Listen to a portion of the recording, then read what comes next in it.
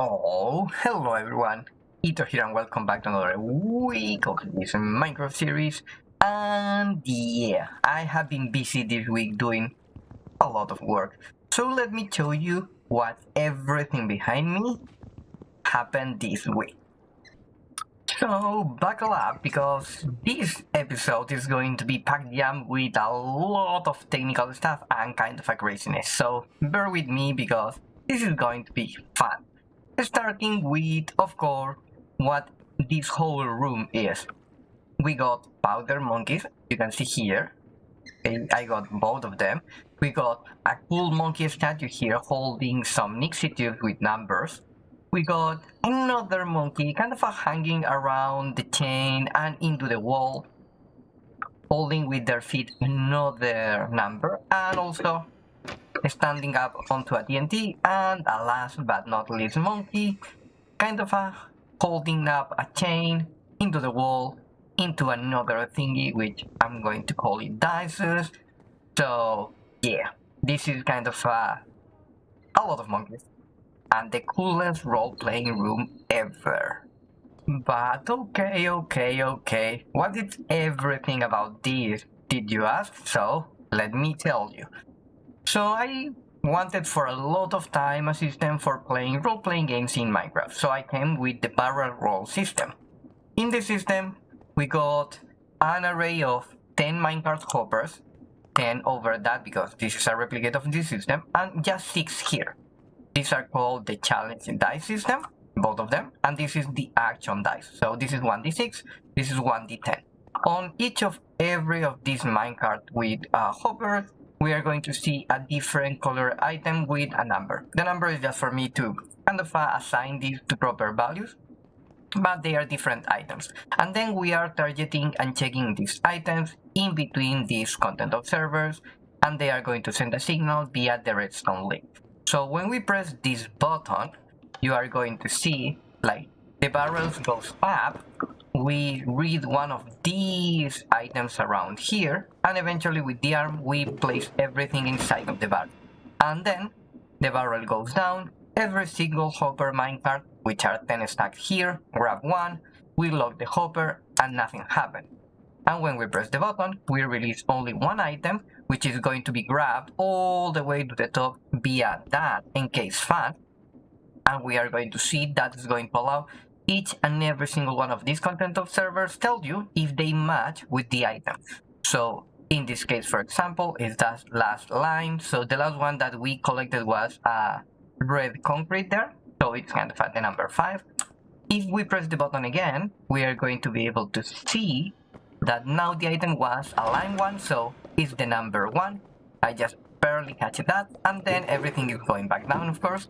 So that means we rolled a 1 on that dice. But wait, there is more. If we open this door here, we are going to go into the brain of everything. So this is going to be a long part. If you are not interested into the redstone or the logic or everything here in between redstone and create mode, I think this is going to be a little bit too much. But if you are like me and you're a monkey interested in messing with this, you are going to love it, because I think the system is really cool. It's not too complicated, but I think it's using the most power that I can think of in the red, how they are called? Rose quartz lamp, the redstone lamps improved by the create mode. So these are kind of at the core part of my whole system, and also redstone links and cool stuff. So let's start it with that. So let's start nerding with redstone by assessing what's going to happen after we have rolled the number. So we read the number from this side now. It's a little bit cramped, by the way. So we are going to read the number from every single line there.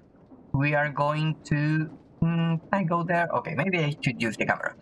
We are going to read the number from here. So we are, in this case, having the number from this line and extending every single time. You're seeing like the redstone is fading away, because that is power 15, 14, 13, 12, 11, 10, so on, until it's actually kind of giving the right output. In in this case, the number is 1, so it's going all the way around and I'm putting the 1 there. Also, I want to show you that number, so I'm reading this with a comparator. This is a cool property of the rose quartz lamp, that if you have them in an array, you can read the distance to the comparator. So this guy is telling you, oh, hey, I'm reading a number really far away. In this case, it's the, I would say it's kind of outputting a 4 or a 5, and then I'm subtracting that number here, so it's kind of always telling you it's, I think it's a -5, because it's always starting, this one is 15, 14, and so on, counting that way on the distance to the comparator. But since of course I only have 10, I need to subtract the 5, so it's outputting the 1, and we can go up here and it's going to tell you that it's a 1, so that's perfect. And you can see here, that is the line for the lime concrete. This other one is for the bottom one, which is the concrete powder. So if we check on the concrete, if we check on the concrete powder, that was confusing. So now we check on the concrete powder here, you are going to see that we are putting a 15, of course, on this one, because this is always reading the lamp as a 15.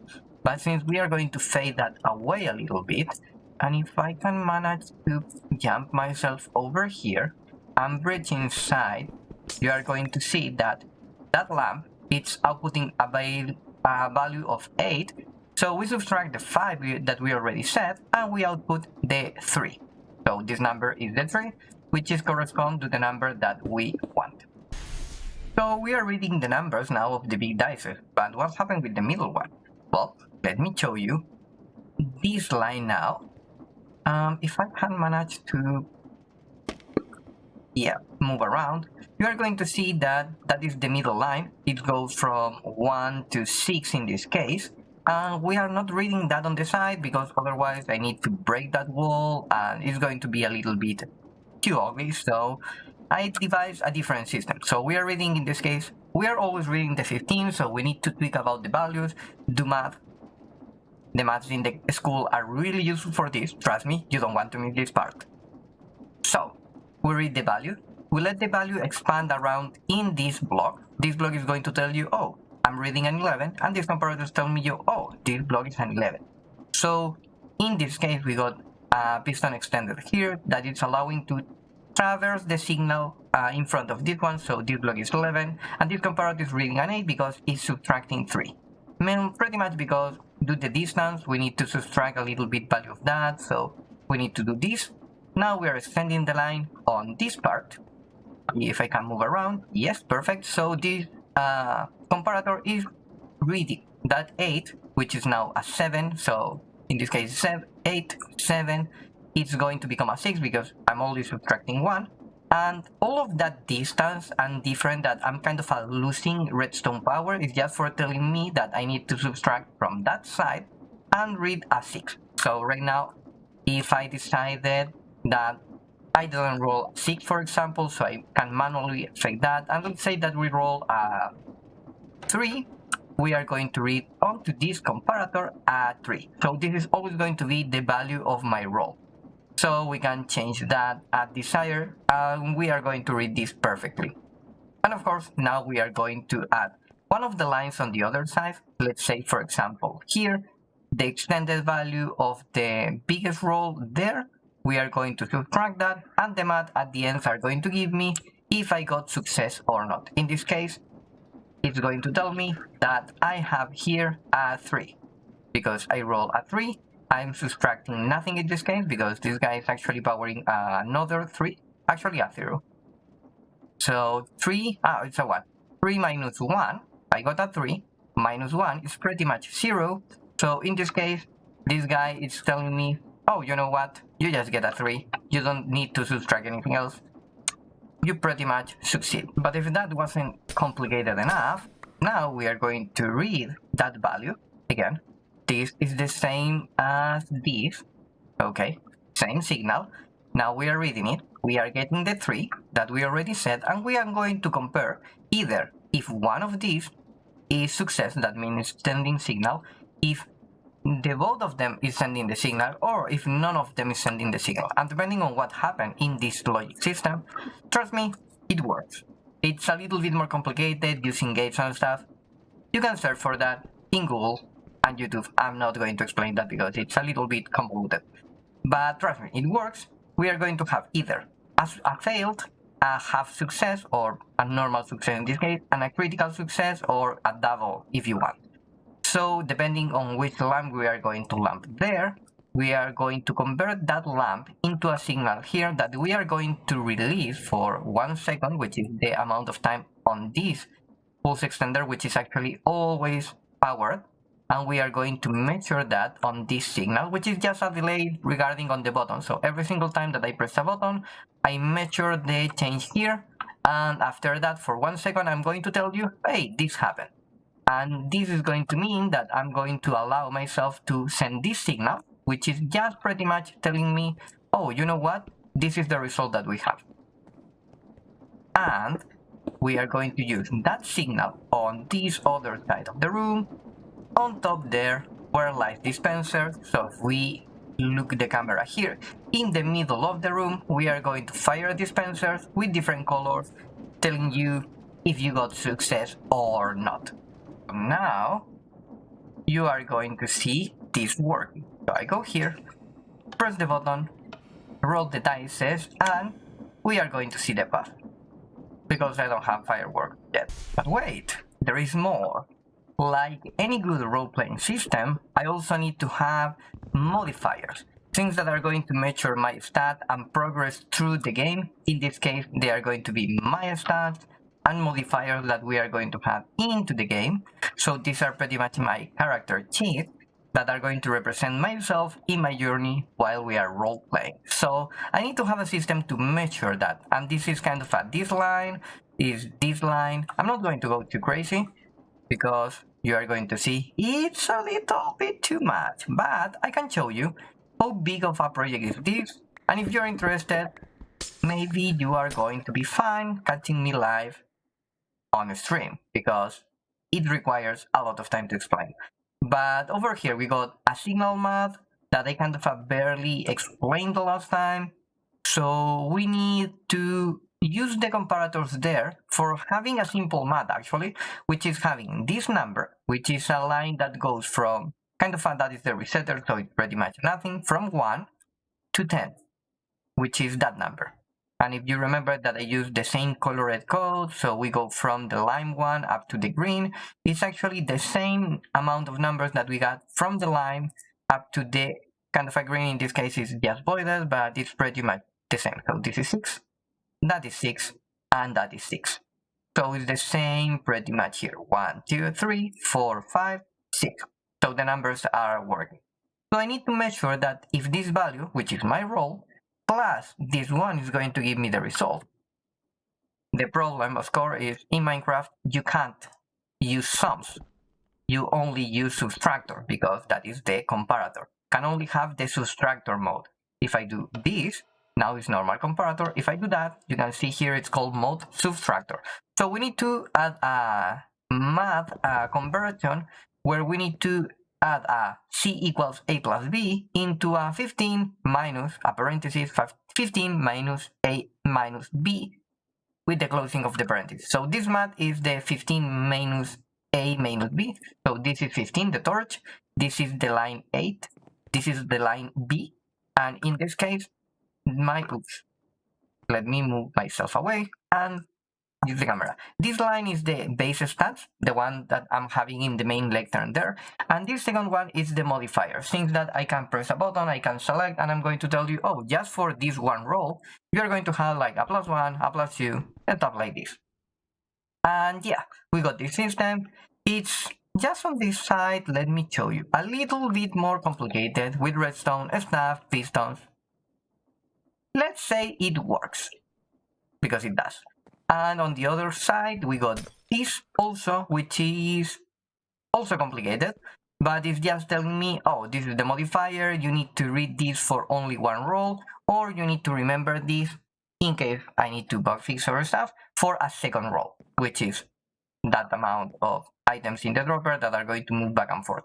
So it's just kind of accounting stuff. This is going to work only once, this is going to work twice. Then we output here the number, so of course we roll a 3 in this case. We already told you that we have in this case a 3, Ooh, I got an 8 there. Oh, this is a new roll. So a 3 is higher than a 2, so that is 1 success, but it's clearly lower than an 8. So in this case, my total is this 3 because we got 1 success. Trust me, it works. So yeah, then we got this other line, which is pretty much telling me if I should count or not count this, and showing me the number. And eventually, I got this other one, which is just telling me, in this case, which number or which lamp should I light up in this case. So yeah, kind of a pretty much straightforward. It's a little bit more convoluted with all the things that happen here. With the redstone, with the logic, took me the whole week to make that work, but it's 100% tested, it's 100% working, and it's 100% fun. So yeah, I was really happy to test it out on the Friday, and we made a little roleplay session. And on the Friday, we roleplay our first session, which was in between a little bit of a testing of the system, testing stuff and how it should work out. We use a little bit of ChatGPT for doing stuff, and we played our first kind of a solo campaign. So we grabbed this quest, and let me read you. So we got a format for the quest. We started with the powder monkeys, which is kind of a little bit of my backstory. It's really simple, just for me to getting started. And this is the mechanics, how we need to start, what we need to roll, and the things that we need to complete. So we managed to complete successfully one. And if I show you in the maps, I can select the waypoints for the quest, and you are going to see that we completed the 4 of them. So the first one was traveling all the way to the Badlands. We encountered some lizards. Then we went into a small oasis when we find some wandering traders, and we trade with them bananas because that was really useful. And then we went ahead, traveled all the way through a desert temple when we found this monkey skull. And trust me, it's a monkey. 100% not the skull of a skeleton horse that I renamed. Nope, it's 100% a legit monkey skull. And with this monkey skull, we felt a strange energy and powers and magic, I should say, that leads us all the way to the south into the jungle here, where we found the monks. And these two lovely fellas powder monkeys just kind of are going to teach us how to make gunpowder. That's why I didn't have the fireworks, so blame them, not me. They were the things that kept me away from the rockets so for long. But yeah, the quest was completed. Now we can craft finally the powder, or the gunpowder I should say, that we need. The gunpowder is going to be really important for the monkey skull, and also, let me put the waypoints away. And also, for some reason now we know that it's related to the vault. So things story-wise are coming together, and I think they are going to be really, really interesting. But again, if you are liking this type of stuff, and the Nerdstone, and everything like this, catch me live on Twitch, and we shall see us on the next weeks. Bye!